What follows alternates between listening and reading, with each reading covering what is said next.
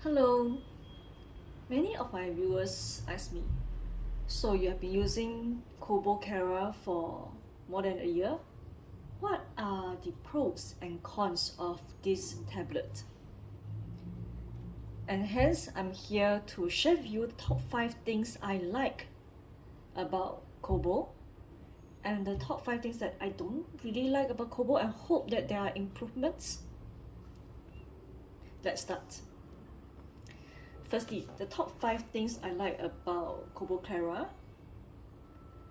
One is that it's easy to bring around. As you can see over here, it's quite small sized and quite lightweight, so that I can just throw in my bag and I forget about it.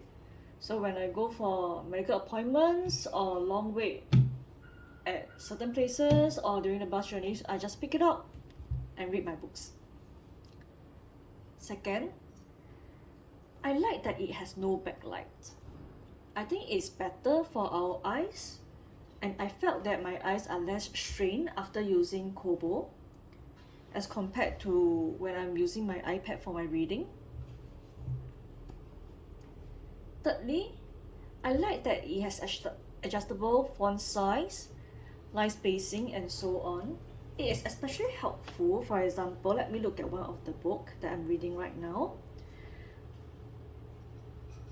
Let me show you over here. So for example, if I want to increase the line space over here, I can, and I can increase the font size even more.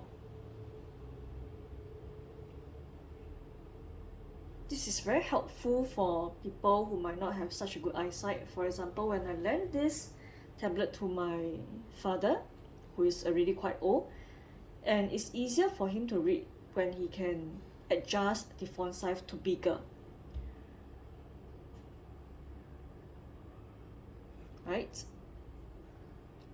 So the next thing that I like about Kobo is that it can link to public libraries, and so that instead of buying books, I can borrow books from the public libraries.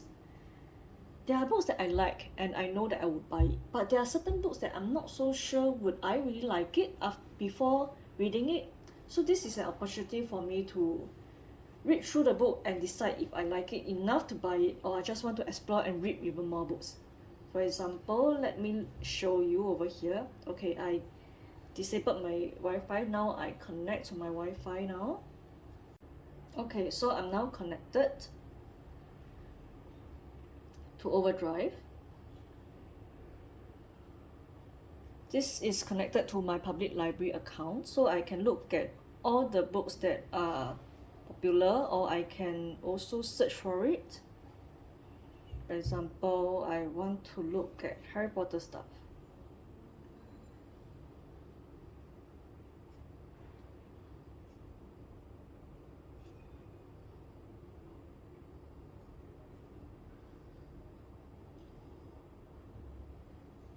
Yes, and there's the Harry Potter books that I can borrow. The next thing that I really like about Kobo is a crazy battery life. You can see that just now I off my connection, Wi-Fi connection, and I think I have about 73% left, and I last charged a few weeks ago. So let's say I didn't connect to the internet at all, it can last me more than a month. If I connect to the internet connection, it would last me about 3 weeks to a month. So I think that's pretty impressive. Alright, so after talking about the things that I really like about Kobo, what are the top 5 things that I hope that Kobo Clara will have? One is wireless transfer of files. I have a lot of books, PDF, that I collected online, and the way that I transfer the files, PDF and whatsoever, is via wired transfer via my laptop. So this is a bit cumbersome, so every time I have to go to the laptop and transfer over.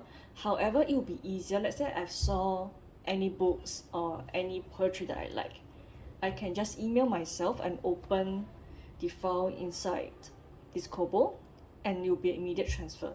That would be much preferred. The second thing that I hope that it would have is to support more languages.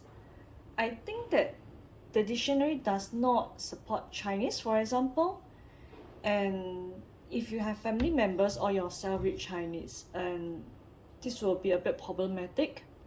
There will be very limited amount of book. I think they are all in traditional Chinese, but let's say if it is want to look for books for in simplified Chinese, there isn't any.